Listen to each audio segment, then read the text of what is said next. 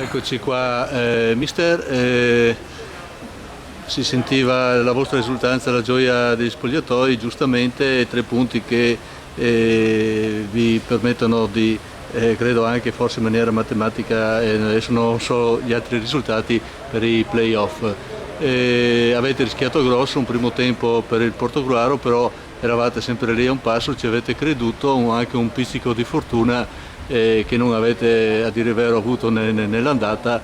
Come vuol commentare questa partita e poi l'episodio discusso dell'espulsione c'era? Intanto tutto è bene quel che finisce bene, ok? Poi come ha detto lei all'andata noi abbiamo fatto la partita e non abbiamo portato a casa neanche un punto. Oggi direi che ci è andata bene, anche se quello che abbiamo avuto ce lo siamo meritato senza dubbio. Io direi più che il primo tempo, il Portogruaro ha fatto i primi 10-15 minuti perché noi non abbiamo capito che dovevamo giocare la palla, poi abbiamo iniziato a giocare e siamo riusciti anche a costruire qualcosa di importante. Siamo riusciti addirittura a pareggiare nel primo tempo, poi l'assistente anzi ha annullato il gol, non si sa per quale motivo. Quindi poi siamo riusciti comunque a creare delle difficoltà per il Portogruaro. Fra il primo e il secondo tempo ho detto ai miei ragazzi che loro secondo me si erano un po' spaventati e di continuare ad insistere a giocare e alla fine siamo stati premiati. A questo punto il vostro proseguo come lo vede? Ma se non sbaglio dovremmo essere matematicamente nei playoff per un discorso di differenza reti con, adesso non mi ricordo con quale altra squadra. Cerchiamo di chiudere bene domenica prossima con il Portomansuè perché dobbiamo definire le posizioni per gli scontri dei playoff.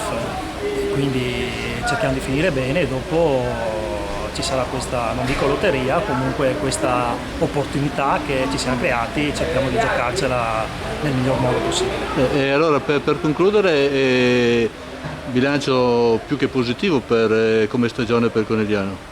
Era negli obiettivi? L'obiettivo era quello di entrare nei playoff.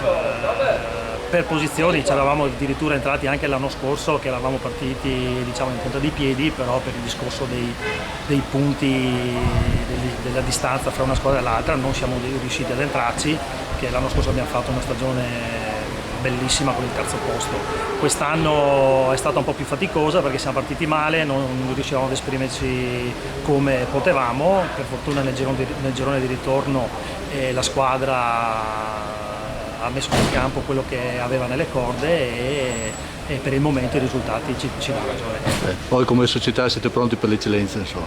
Ma questo non spetta a me a dirlo, noi pensiamo a quest'anno, pensiamo appunto di sfruttare questa opportunità che abbiamo e poi vediamo. È chiaro che se andiamo in eccellenza sicuramente la società farà le cose come devono essere fatte. Bene, grazie mister. Grazie a voi.